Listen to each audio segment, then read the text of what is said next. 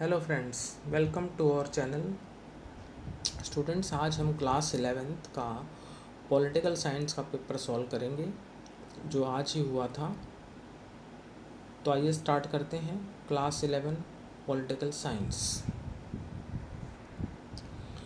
Politics शब्द की उत्पत्ति किस भाषा से हुई? From which language the word politics originated? A Sanskrit, B English, C Greek, D Latin. तो स्टूडेंट्स, पॉलिटिक्स शब्द की उत्पत्ति जो है वो ग्रीक भाषा से हुई है, तो ऑप्शन सी ग्रीक आपका राइट है। सेकंड, राष्ट्रवाद के मुख्य बाधक तत्व हैं। What is the main obstacle to nationalism? Nationalism का मतलब होता है राष्ट्रवाद, तो उसमें जो है मुख्य बाधक तत्व कौन से हैं? ए इलिटरेसी यानी अनपढ़ता, बी पॉवर्टी यानी गरीबी, सी सेल्फिशनेस यानी स्वार्थ, और D all of the above यानी उपरोक्त सभी। तो स्टूडेंट्स, इलिटरेसी, पॉवर्टी, सेल्फिशनेस, ये तीनों ही जो है मेन ऑब्स्टेकल हैं नेशनलिज्म के लिए। तो करेक्ट आंसर हो जाएगा D all of the above. Now third, स्वतंत्रता अति शासन का उल्टा रूप है। यह शब्द किसके हैं? Freedom is the reverse form of our government whose words are these? A J S Mill, B John Locke, C Seeley, D T H Green. The correct answer is option C Seeley. Seeley ने कहा था स्वतंत्रता अति शासन का उल्टा रूप है। नाउ क्वेश्चन 4, भारत के संविधान में समानता का अधिकार किस प्रकार का अधिकार है? समानता के अधिकार को हम कहते हैं right to equality. What type of right is the right to equality in the Constitution of India? A legal right, B civil right, C fundamental right, D none of the above। तो students, ये जो आपका right to equality है, ये आपका जो है fundamental right है, यानी मौलिक अधिकार है। समानता का अधिकार क्या है? मौलिक अधिकार है, फंडामेंटल राइट है। नाउ क्वेश्चन 5, रोल्स के न्याय सिद्धांत की विशेषता है। Rawls' theory of justice is characterized by A. Equality of opportunities, B. First place of justice in society, C.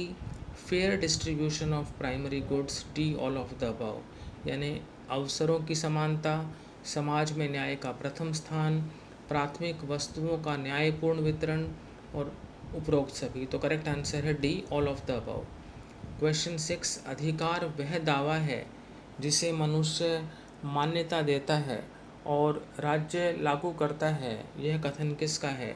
Right is the claim which man recognises and enforces by the state whose statement is this? A T H Green, B Holland, C Laski, D none of these. तो students, यहाँ पर आपका answer होगा none of these, इनमें से कोई नहीं, उपरोक्त में से कोई नहीं, ये आपका यहाँ पर आंसर है। अब चलते हैं क्वेश्चन नंबर 7 पर। क्वेश्चन 7 है, एक नागरिक की विशेषता है। What are the characteristics of a citizen? A permanent resident, B exercise of rights and duties, C member of the state, D all of the above.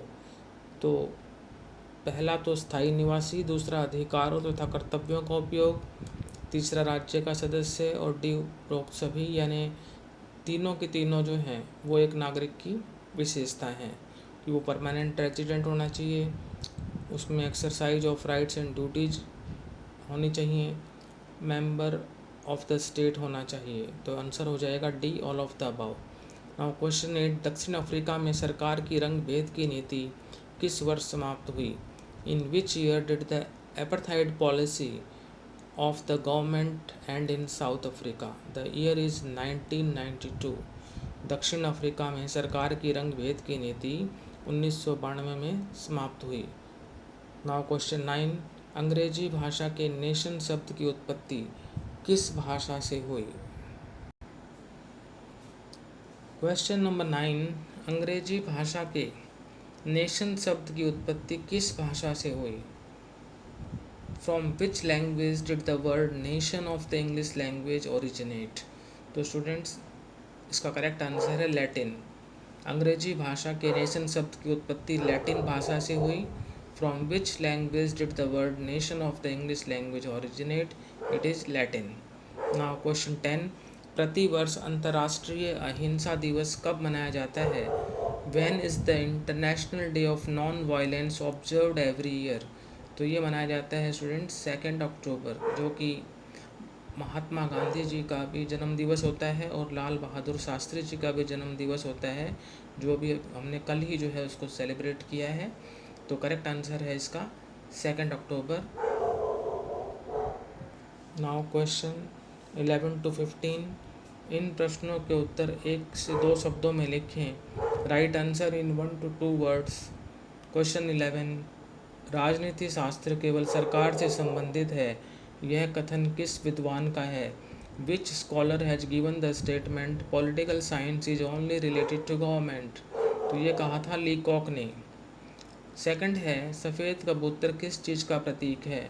What does the white dove symbolize?